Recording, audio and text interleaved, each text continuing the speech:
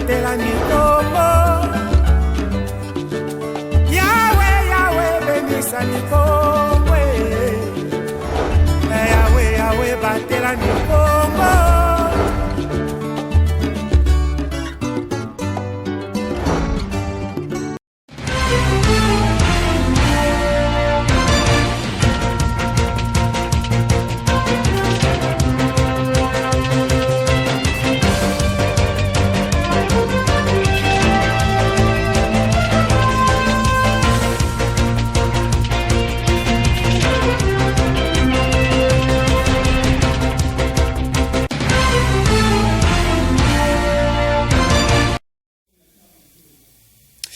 Très ravi de vous servir à travers cette nouvelle session d'actualité sur les antennes de Ma Bannière Télévision et la première de cette semaine qui s'ouvre. Bienvenue donc à toutes et à tous dans ce nouveau journal. L'actualité provinciale reste dominée par ces verdicts de la Cour d'appel du Congo central rendus ce lundi 23 mai 2022 au sujet des contentieux électoraux pour la course au gouvernorat du Congo central. Dr Guy Bantu Ndungidi et l'honorable Grace Bilolo sont confirmés par la Cour d'appel des Matadi, gouverneur et vice-gouverneur élis de la province du Congo central. Le détail, c'est dans ces reportages. Tous les obstacles sont aplanis sur les chemins qui mènent à l'investiture du nouveau gouverneur et vice-gouverneur élu du Congo central le 9 mai en cours au second tour. Se prononçant sur les contentieux électoraux, la Cour d'appel de Matadi a jugé irrécevables les requêtes du candidat malheureux Diomi Ndongala et de Gaba pour défaut de qualité. La Cour d'appel du Congo central, siégeant conformément aux dispositions des articles 154 et 224 de la Constitution de la République démocratique du Congo et faisant application de l'article 74 alinéa 4 de la loi électorale, le ministère public entendu proclame les résultats définitifs issus du deuxième tour du scrutin du 9 mai 2022 comme suit. Total des électeurs sur la liste 41. Total des votants sur la liste 41. Suffrage valablement exprimé 41. Taux de participation 100%. Bulletin de vote non valide 0. Bulletin blanc 0. Bayokisa Kisula Nefertiti a obtenu 8 votes. En conséquence, proclame élu à la majorité absolue, gouverneur de la province du Congo central, M. Bantu Ndungidi. À quelques mètres de ce palais de justice, le verdict de la Cour était attendu comme un match de football par les cadres et militants de l'Union pour la Nation congolaise INC et d'autres partisans du nouveau homme fort du Congo central, Dr Guy Bantu Ndungidi.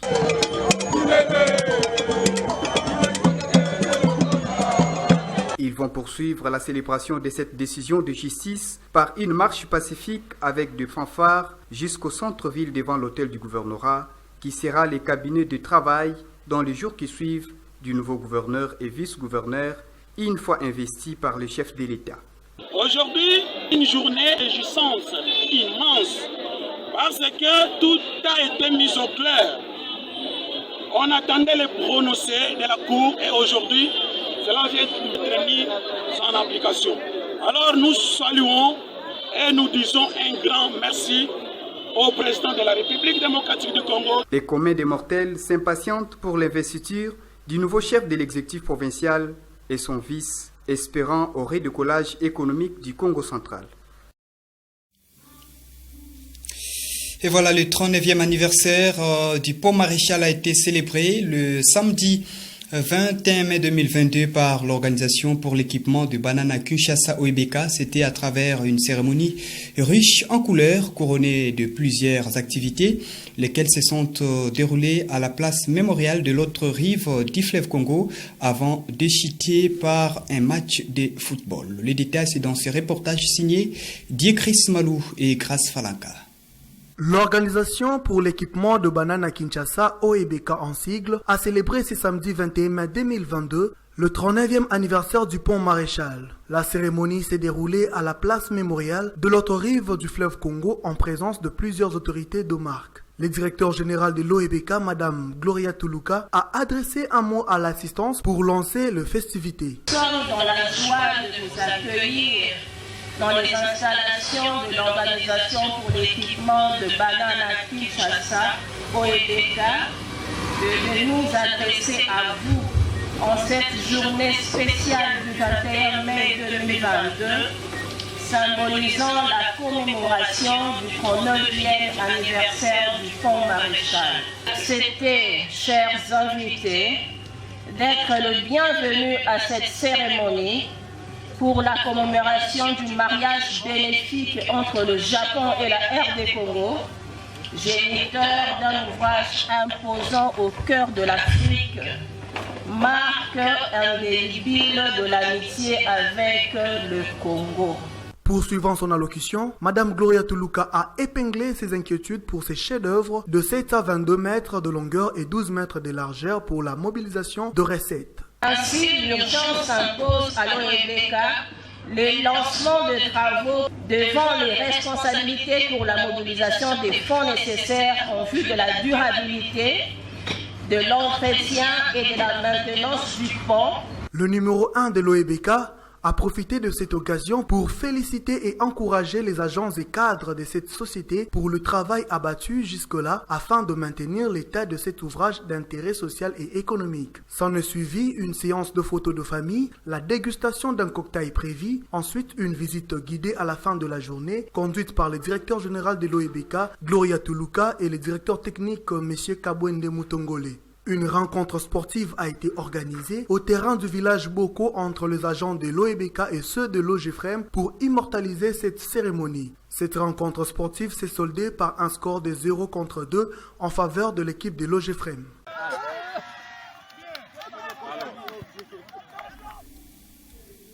Voilà, mesdames et messieurs, changeons une fois de plus de registre pour parler d'une note de la société. 3 blessés graves, pas de pertes en vie humaine, dégâts matériels considérables. Tel est le bilan qui résume l'accident de circulation routière qui s'est produit tard dans la nuit du dimanche 22 mai 2022 sur la route nationale numéro 1 dans la commune de Matadi. Détail à suivre avec cet élément de Rivanciala. Quasi déclassée comme le montrent les images, cette voiture n'a pas raté sur sa trajectoire les taxis-motos qui y étaient alignés. Un accident de circulation est survenu aux dernières heures, soit à 22 h du dimanche 22 mai dernier, en diagonale de l'entrée Safari à Kinkanda dans la commune de Matadi. Les clients à bord de la moto, sérieusement blessés, ont rapidement été acheminés à l'hôpital provincial de référence de Kikanda, tout de suite pris en charge par le service médical au poste dans la salle d'opération. Un des motocyclistes, percuté par la voiture, n'a pas hésité de faire revivre les faits. Les conducteurs de la voiture roulaient à vive allure. Du coup, on n'a pas compris ses intentions. Il est subitement passé sur l'autre bande et a tout ramassé sur son passage. Le chauffeur de la voiture a ensuite tenté de prendre fuite, mais on l'a saisi heureusement.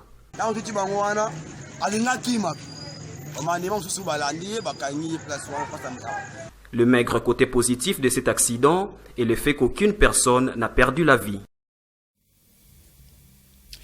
Puisqu'il s'agit de l'actualité provinciale, ce journal nous amène dans la ville portière et historique de Boma pour parler de la dégradation d'un pont qui relie les communes de Nzadi et de Kalamou, lesquels ponts se trouvent dans un état de dégradation avancé et provoquent plusieurs cas d'accident. Les détails sont dans cet élément de Claudine Lukanou.